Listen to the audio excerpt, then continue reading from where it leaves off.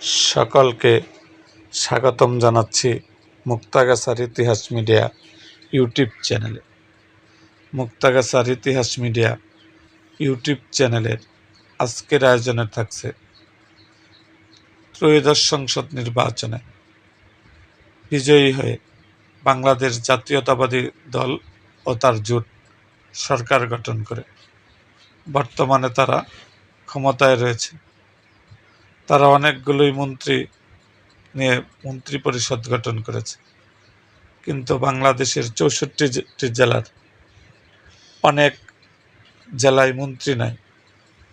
এই মন্ত্রী না থাকার জেলার সংখ্যা হলো 25টি।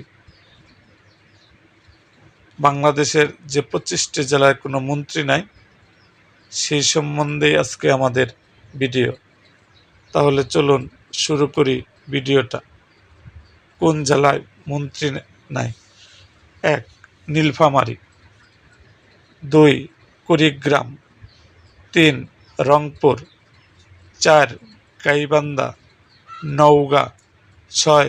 চাঁপাইনবাবগঞ্জ, পাবনা, কুষ্টিয়া, মেহেরপুর, চুয়াডাঙ্গা, সাতক্ষীরা, খুলনা, গোপালগঞ্জ, শরীয়তপুর, মাদারীপুর, মুন্সিগঞ্জ, নারায়ণগঞ্জ, গাজীপুর, শেরপুর, সুনামগঞ্জ, মৌলভীবাজার, হবিগঞ্জ, নোয়াখালী, খাগড়াছড়ি, বান্দরবন, এই 25টি জেলায় কোনো মন্ত্রী বর্তমানে নাই।